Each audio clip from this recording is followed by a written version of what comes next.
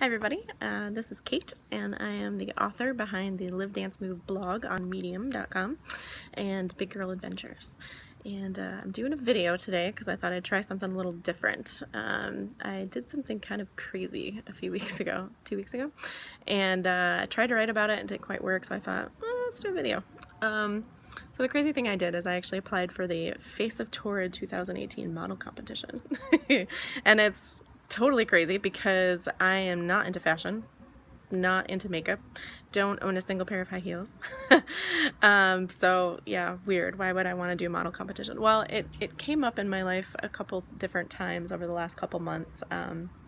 It's kind of strange, so I thought, maybe let's look into this.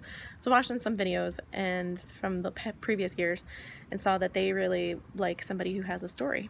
And I thought, well, I have a story. Maybe this would be a good way for me to share it. Might be about time for me to really become public with something that's happened to me in the past that I feel like could maybe help some other people. So this is what I'm doing. Here goes.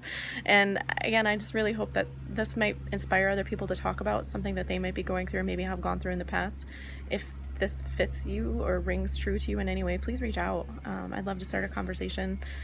This is just something that happened to me. That's part of what's brought me to where I am and how I'm able to continue to help and influence other people. So what happened was I got married after college, and I'm going to try to keep this PG-13 as much as possible, but my husband and I, we both were virgins before we got married, and that was a choice we both made, something that was just important to us, and it was a struggle to maintain that, purity, as they call it, and to hold to that commitment, but we did, and that was really cool. It was, like I said, it was important to both of us. So on the honeymoon, we tried to consummate the marriage, and it didn't work the first time for him, and that was the last time.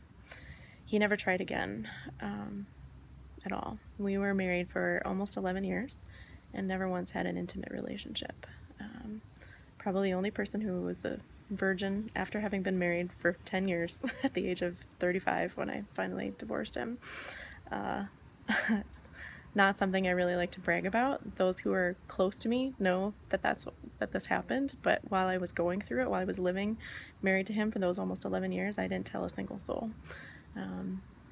That was my secret at the time, and it was just living a lie. It was really, really painful. I am a plus size woman. I always have been, just the bigger girl, and it really messes with your head and your emotions and your mental health, your physical health, to have that kind of level of neglect and really abuse. I mean, I think withholding sex from a spouse is considered a form of abuse. There was a lot of other abuse that happened during that time. The lack of physical intimacy snowballed into other things caused by anger on his part, frustration, and I eventually did discover some of the reasons behind why he wasn't able to be intimate with me. I'm not going to go into that because that's his story, and this is my story. This is about what happened to me. But whatever his reasons were, we weren't really married. I guess you could say it was roommate situation at best. And like I said, there was a lot of other abuse that happened, but that kind of physical rejection on a daily basis from somebody that I had to sleep next to, sit across the dinner table from, share everything with, yeah, that'll mess you up. And like I said, as a bigger woman, my confidence was I already struggled with the way that I looked and felt in my own skin, and then to feel like I wasn't enough for him, to make him happy, to fulfill his needs, to where he didn't even want to look at me in that way. Yeah, that sucked. I can't even tell you how dark those times were. Like I said, it was a decade of really, really living through a hell that I don't wish upon anyone. I did during that time find a dance fitness class that really rescued me from my imprisonment there. Many of you guys know I grew up as a dancer, but there again, I was always the biggest girl in class. I didn't really fit in. I remember being weighed in the classroom in front of everybody and told I needed to lose weight, and it just wasn't a good thing because I didn't fit in. I was constantly reminded of how I would never really be very good because I just didn't look the part as a prima ballerina or a professional dancer, right? So when I found this dance fitness class during this time while I was married to my now ex-husband, something inside me woke up. From the first beat of the first music, the warm-up on the first class that I went to, something inside me that had long been dormant just woke up, and I finally remembered what it felt like to feel confident, to feel sexy and beautiful, and not have it matter, or not have it be based on the way anybody else was looking at me or not looking at me. It had nothing to do with anybody except me and the way I felt in my own skin. And that confidence, after a couple of years and over time, helped me get what I needed to be able to leave my husband and file for divorce and go through with that really, really tough decision. So I did, and eventually I was able to start my own dance fitness company, and I've been inspiring plus size girls ever since, I guess you could say.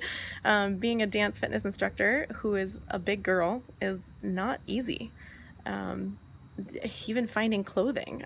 There's a high-end fitness brand clothing store that opened up here in my city that asked me to be an ambassador, which was a huge honor, and I loved it. And I got, was able to get some clothes from them and stuff, but I was at the largest size of their clothing, and that was at my fittest, at my smallest I had ever been.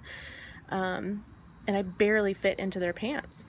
And their bras. They just weren't meant for women with curves like I had. So it's been really tough to be a plus size fitness instructor. But the one thing that I love is that I've been able to show women that it doesn't matter what you look like. Women walk into my class, and men too. I have men that come to my classes. Anybody who walks into my classes, they would see the big girl in the front of the room instead of hiding in the back of the room. That's different. Instead of walking in and seeing some super fit, toned, perfect little, size 1 fitness instructor that would intimidate them, they felt comfortable because they were like, oh, she's the instructor. She looks like me, So I think that really made a difference in a lot of people's lives. I don't really teach much anymore. I've retired, but that was a huge thing for me to be able to share that with the world. And like I said, it wasn't easy being the big girl and being the instructor. And I don't want to knock those perfectly toned little fitness instructors because they work their asses off to look that way. And they are awesome, and a lot of them are my good friends, so their classes are fantastic as well. But I can tell you, being the big girl and having to walk into a class, a fitness class for the first time, it is really stinking intimidating, to feel like, hi, it's me again, sorry my camera died. But I just wanted to close out by saying that just thanks for listening. If any of you guys want to reach out to me at all, I would welcome that. And I'm certainly not saying that my story was, more profound than anybody else's, or more difficult than anybody else's. I just felt like it was time to finally be public about what happened and how I got to where I am today, to the point where I applied for a modeling competition. What?